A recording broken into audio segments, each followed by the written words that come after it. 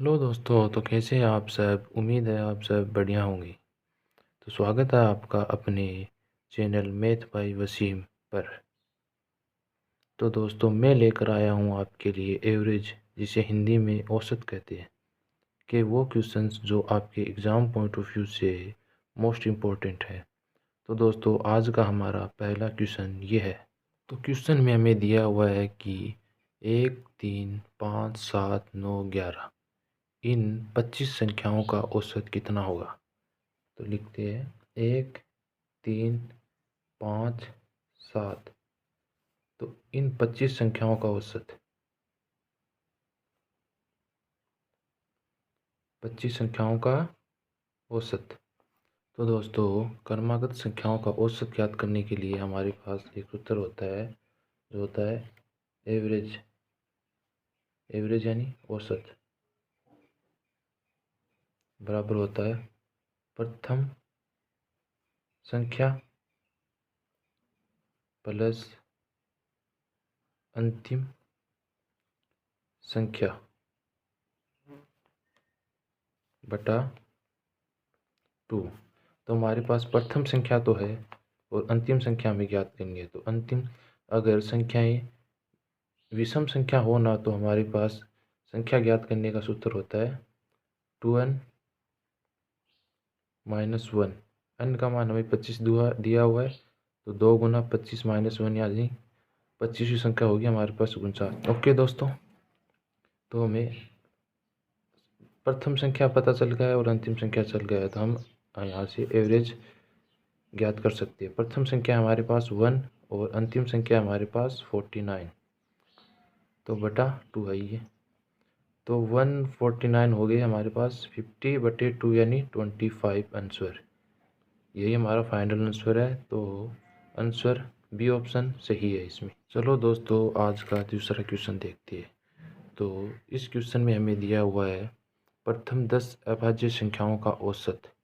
प्रथम 10 अभाज्य संख्याएं। तो पहले तो आपको पता होना चाहिए कि अभाज्य संख्या होती क्या है। अभाज्य संख्याएं वो होती है जिसके अंदर अपने आप और एक के अलावा किसी अन्य संख्या का भाग नहीं जाता हो, उसे हम अभाज्य संख्या कहते हैं। प्रथम अभाज्य संख्या है 2, 3, फिर 5, फिर 7, फिर 11, फिर 13, फिर 17, फिर 19, फिर 23, फिर 29।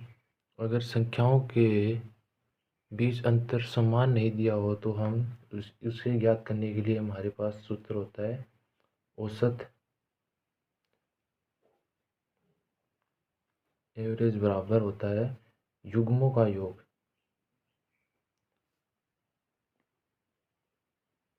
योग बट्टे युग्मों की संख्या की संख्या। तो हमारे पास युग्मों की संख्या तो हमें दी हुई है 10, तो युग्मों का योग होगा। हम योग कर लेते हैं।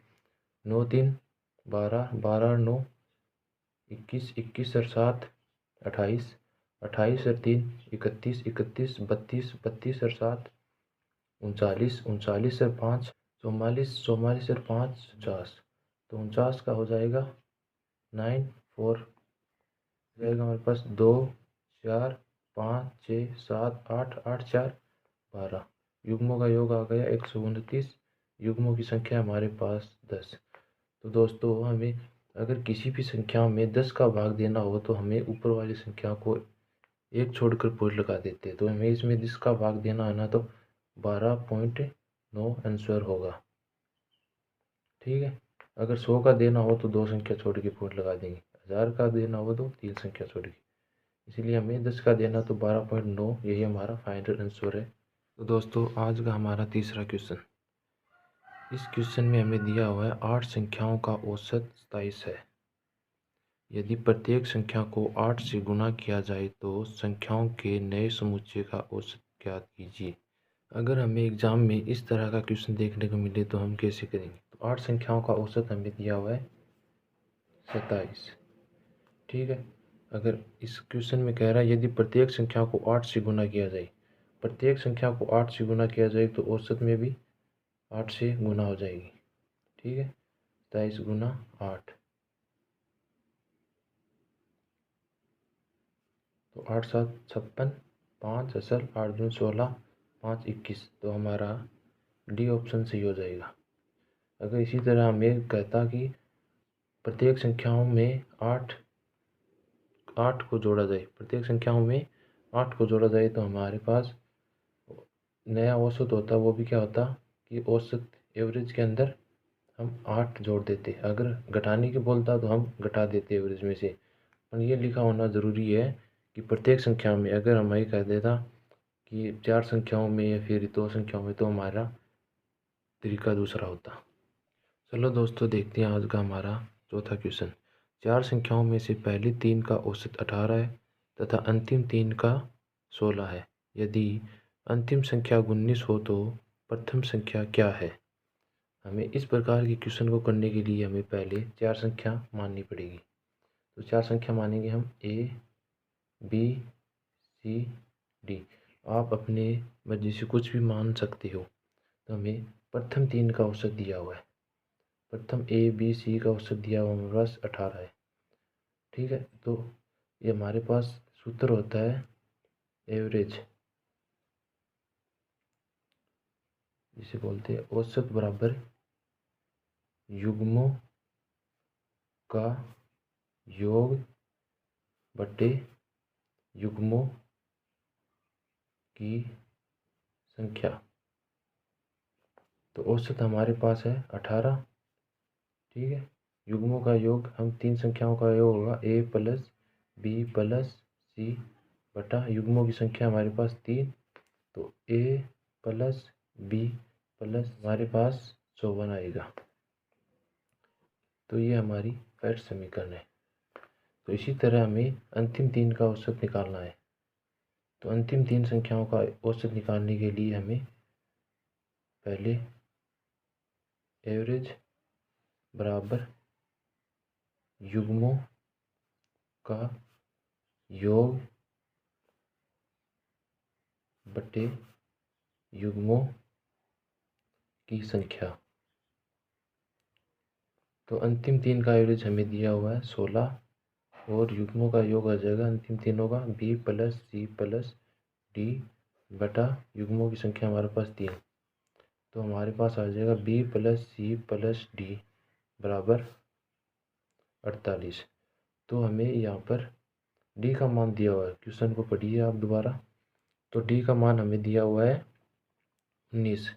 तो हम यहाँ पे डी का मान लिखेंगे बी प्लस सी प्लस 19 बराबर 48। तो हमारे पास यहाँ से बी प्लस सी का मान आ जाएगा 48 माइनस 19। तो बी प्लस सी आ जाएगा हमारे पास 18 में से 9 गए 9, 3 में से 1 गया 2। तो हमारे पास बी प्लस सी का मान आ गया 29। तो इसी तरह हमें तो बी प्लस सी का मान आ गया हमारे पास 29। और अब हमें प्रथम संख्या निकालने के लिए फर्स्ट समीकरण में जो हमने ऊपर निकाली थी ए प्लस बी प्लस सी बराबर 54 है। तो हम यहाँ पे बी प्लस सी का मान रख देंगे तो हमारे पास प्रथम संख्या आ जाएगी। तो फर्स्ट समीकरण है हमारे पास ए प्लस बी प्लस सी बराबर 54। तो ए बराबर 54 माइनस बी प्लस सी। तो ए का मान आ जाएगा हमारे पास यहाँ से 54 माइनस बी प्लस सी का मान हमने निकाला है 29। ठीक है, अब हमारे पास यहाँ से ए का मान आएगा 14 में से 9 गई 5, 4 में से 2 गई 2। ये हमारा फाइनल आंसर है। तो हमारा ऑप्शन नंबर डी सही हो जाएगा। तो दोस्तों, आज का हमारा लास्ट क्वेश्चन ये है। तो क्वेश्चन को पढ़िए। 2 वर्ष पूर्व 8 सदस्यों के एक परिवार की औसत आयु 18 वर्ष थी। एक बच्चे के जन्म के बाद परिवार की औसत आयु आज भी उतनी ही है। तो बच्चे की आयु ज्ञात करनी है हमें। तो हमें 2 वर्ष पूर्व 8 सदस्यों के एक परिवार की औसत आयु 18 दी हुई है। तो 8 सदस्यों की औसत आयु 18 है। तो आयु का योग निकालेंगे हम पहले। आयु का योग, आयु का योग निकालने के लिए हम एवरेज को संख्या से गुना करेंगे। तो आयु का योग आ जाएगा हमारे पास यहाँ से 8 8 64 असल 6, 8 एकम 8 6 14। तो हमारे पास आयु का योग आ गया 144। ठीक है, तो अब ये आगे देखो क्या कह रहा है। तो ये आगे कह रहा है एक बच्चे के जन्म के बाद परिवार की औसत आयु आज भी उतनी है। एक बच्चे के जन्म के बाद अब सदस्य कितने हो गए? 9। 9 सदस्यों की औसत आयु भी कितनी है? 18। तो आयु का योग निकालेंगे हम। आयु का योग, आयु का योग होगा हमारे पास 9 गुना 18। 9 8 72, असल आई 7, 9 एकम 9, 9 और 7 16। तो हमारे पास आ गई 162। तो हमें ये तो है हमारी वर्तमान आयु, ये हमारी 2 वर्ष पूर्व है। तो ये आयु 2 वर्ष बाद हो जाएगी कि सदस्यों की संख्या सभी की 2 2 वर्ष बढ़ेगी। तो आयु का योग कितना हो जाएगा? 144 प्लस सभी की 2 2 बढ़ेगी तो क्या आ जाएगा? 8 दूनी 16। तो हमारे पास कितने आ गए? 4 6 10, 4 1 5 6, 160। ये तो है 8 सदस्यों की वर्तमान आयु, ये है 9 सदस्यों की। तो हमारे पास क्या आ गया? 100। बच्ची की आयु निकालने के लिए हमें क्या करना होगा? तो 162 माइनस 160। तो बच्चे की आयु आ जाएगी 2 वर्ष। ठीक है दोस्तों, तो हमारे पास इसी तरह हमारा ऑप्शन नंबर ए सही हो जाएगा।